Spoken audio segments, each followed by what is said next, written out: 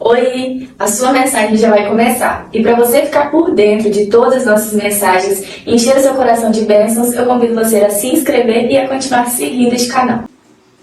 Quem de nós nesta manhã não está com a voz embargada?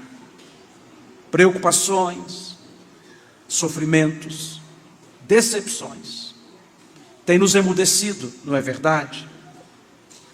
Queridos, estes homens cantam, não porque tudo ia bem, ou estavam num ambiente confortável.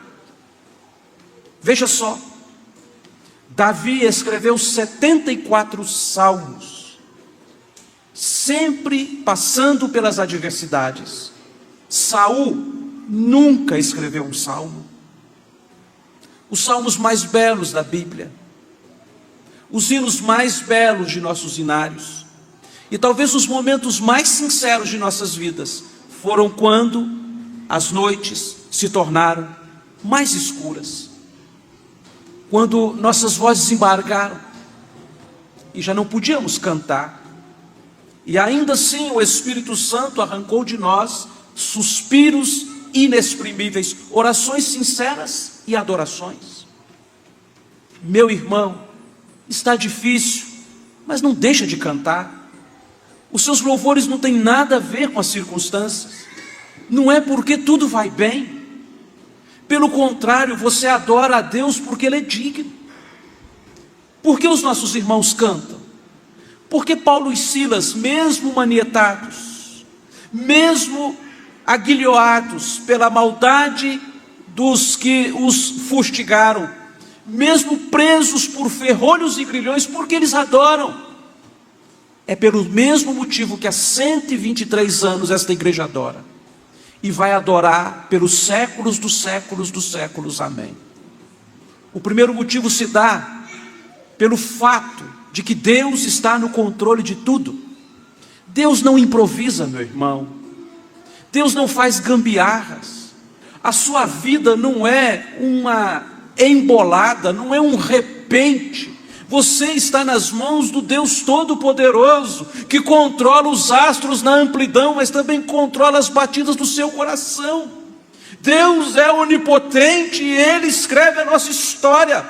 E mesmo que passemos por vales profundos, as nossas histórias são elevadas. Mesmo que os caminhos sejam tortuosos, o Senhor tem planos retos para nós. Meu amigo, Paulo e Silas cantam no meio da adversidade, porque eles sabiam que a vida deles estava sendo escrita por aquele que não erra. Você treme, mas a mão que escreve a sua história não treme, irmão. Você sabe como eles vieram parar aqui?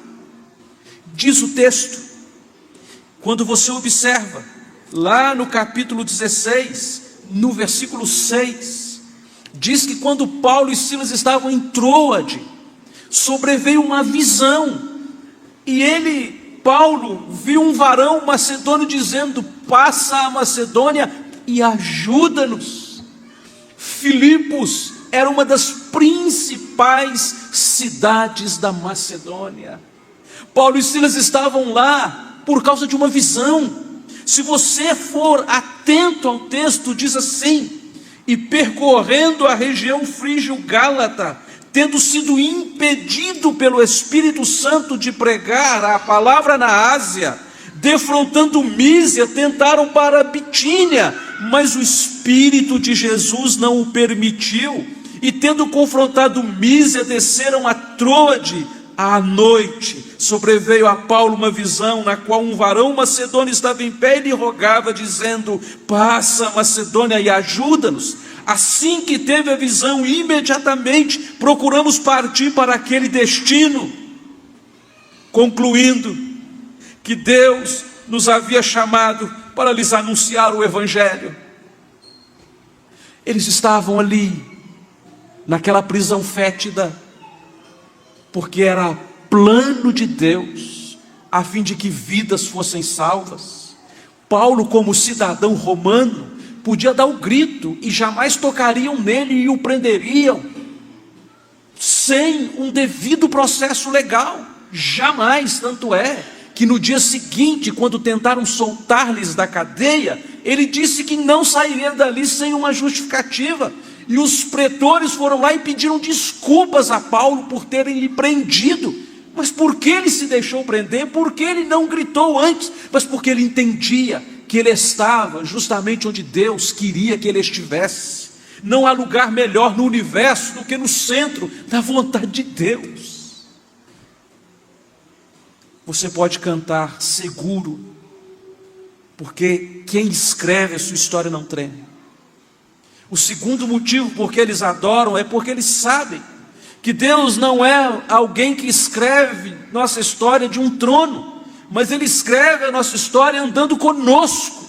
Deus estava ali naquela prisão com eles. Deus estava na cova dos leões com Daniel, com Sadraque, Mesaque e Abednego na fornalha ardente, com Elias na caverna, com Jesus no Getsêmani, com Paulo e Silas na prisão e no seu quarto, nos momentos íntimos de lágrimas e convulsões. Deus está presente, e se Deus está presente, Ele tem que ser adorado, irmãos. Pastor, como pode provar que Deus está presente nesse texto? Na verdade, não tem como provar que Deus não esteja presente em algum lugar do universo, porque Ele enche, a glória dEle enche o universo. Ele está presente aqui.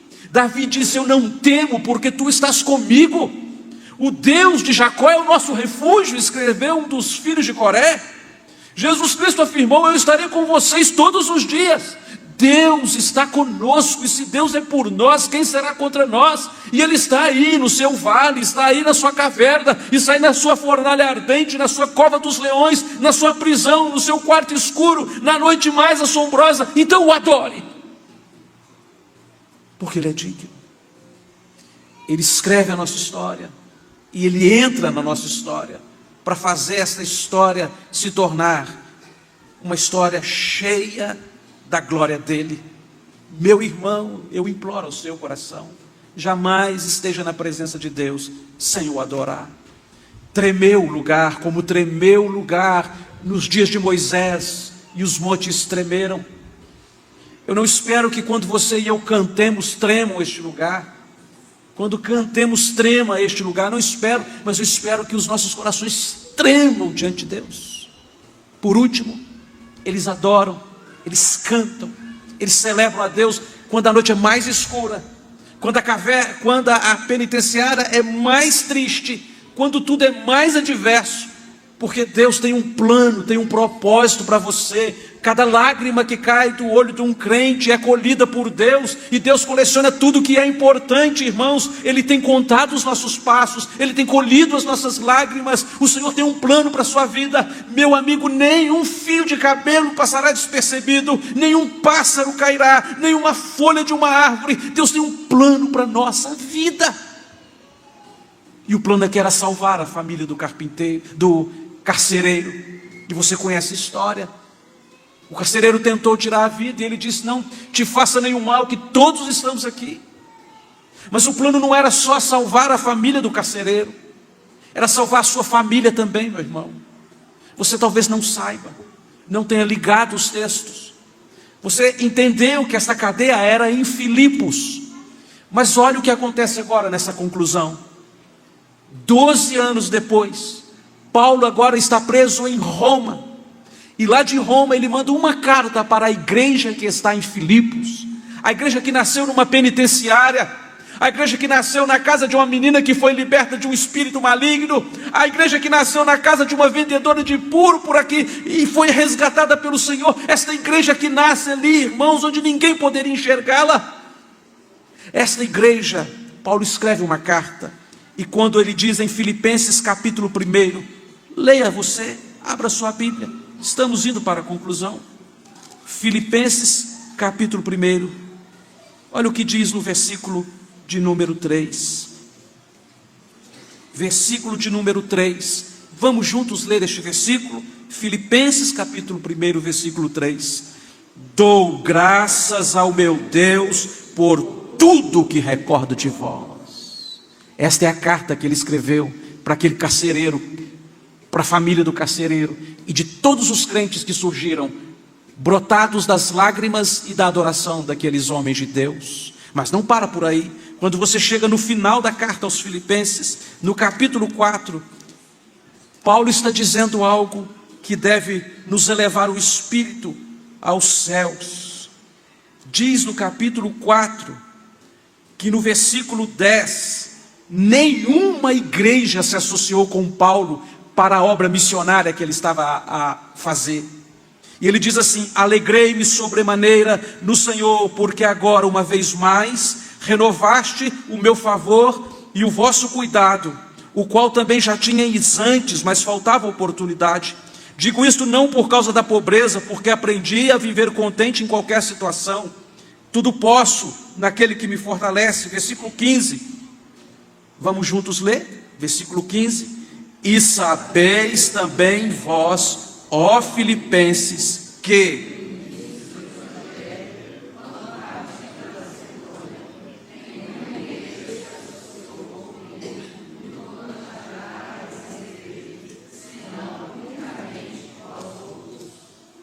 uma igreja que nasce na casa de uma vendedora autônoma, de uma menina desempregada e de um funcionário público desempregado, se tornou a maior agência missionária do mundo.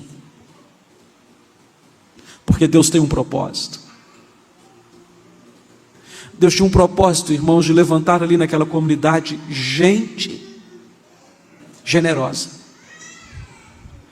E aquelas ofertas que Paulo recebeu desta igreja de Filipos, ajudou Paulo a pregar o evangelho na Ásia. Da Ásia o evangelho foi para o norte da África e para a Europa. Da Europa o evangelho foi para os Estados Unidos. Dos Estados Unidos o evangelho chegou aqui no Rio de Janeiro. Do Rio de Janeiro chegou aqui em Alto Jequitibá. E de Alto Jequitibá tem chegado nas nossas casas, e das nossas casas vai chegar no mundo. Porque não há uma única dor que não tenha um devido fim. Deus tem um plano para a nossa vida, irmãos.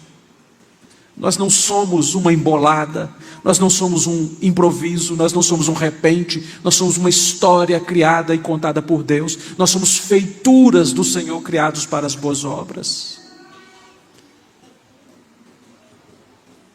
Esta igreja, que nasceu com homens e mulheres que aprenderam a cantar quando o mundo estava emudecido, de gente que aprendeu a adorar a Deus mesmo quando ninguém entendia. Fomos apedrejados e transformamos estas pedras em degraus, e aqui estamos há 123 anos e até a volta de Cristo, entendendo que ninguém vai calar a voz dos adoradores, porque Deus está no controle, porque Deus está conosco e Ele tem um plano para as nossas vidas. E este plano não pode falhar, porque Deus é o garantiador dele, quem garante este plano. E tem um plano perfeito para pessoas imperfeitas.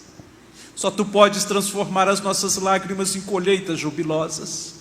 Só Tu podes transformar noites escuras em manhãs de misericórdias renovadas. Só Tu podes transformar homens e mulheres que estavam à beira do caminho em adoradores que marcham em direção ao céu. Só Tu podes transformar ossos em exércitos. E nós estamos aqui, Senhor, para dizer que as Tuas bênçãos iremos contar e vivê-las para o Teu louvor eternamente. Amém. Amada igreja do Senhor Jesus, que o amor de Deus, o nosso Pai, a graça do Senhor Jesus e o consolo do Espírito Santo repousem sobre vós e permaneçam pelos séculos dos séculos. Amém.